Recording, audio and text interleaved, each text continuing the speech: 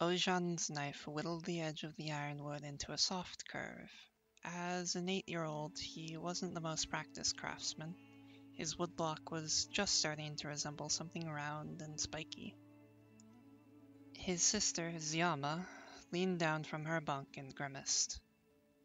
"What's that? Roksha dung?" she said. "No one will want to buy that." "It's not dung, it's a great and fearsome god, with his armor and everything, and it won't be for sale. It's for luck."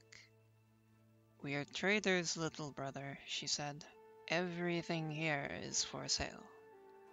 The caravan clinked and clanged as it rolled over the dunes. Every space from floor to ceiling was packed tightly with jars of spices, leaving just enough room for the family's narrow bunks.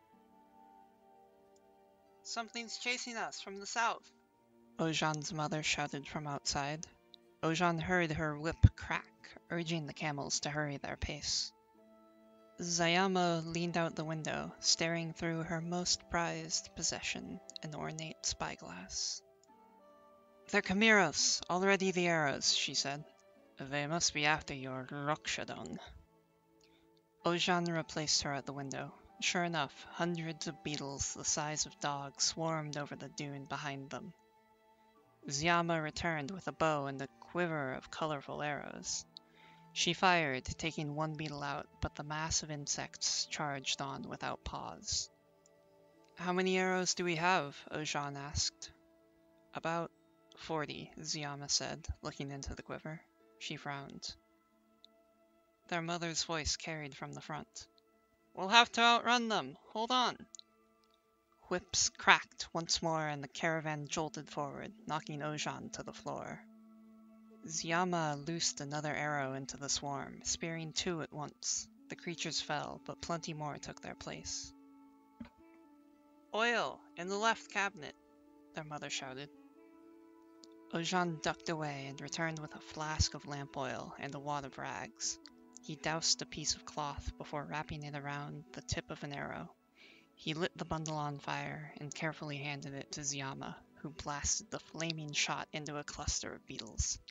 They burst into flames, screeching as they burned. Ojan grinned.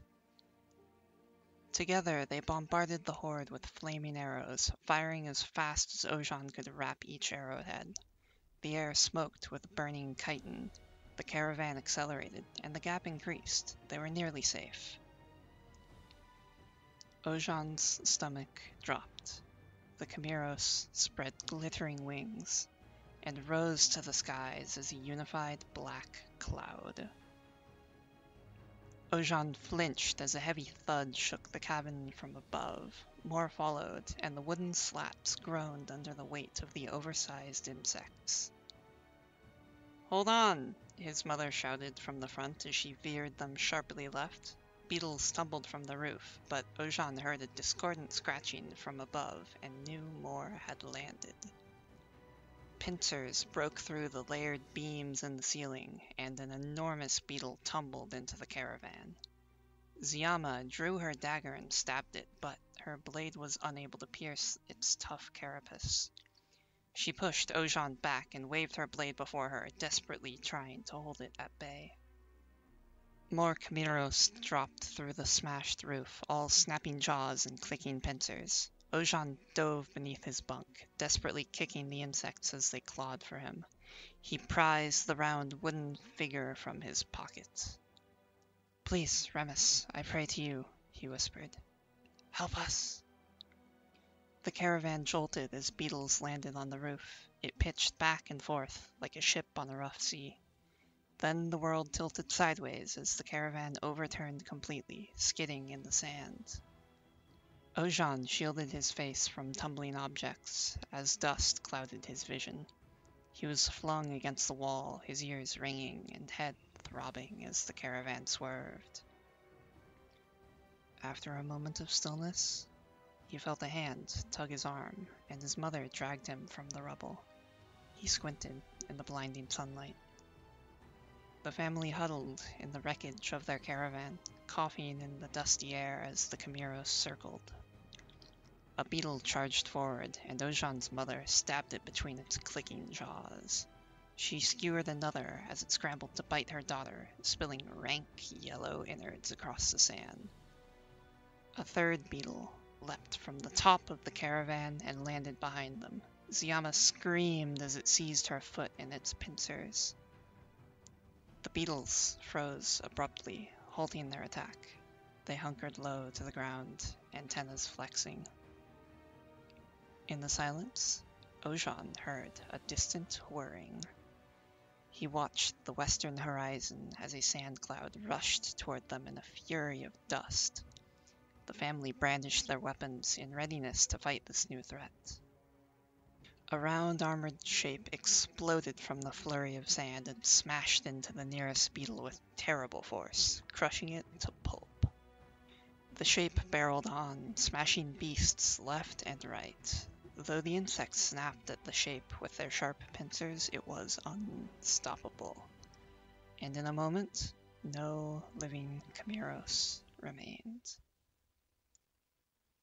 The dust began to settle once more, and Ojan glimpsed spiked armor jutting from the round shape ahead.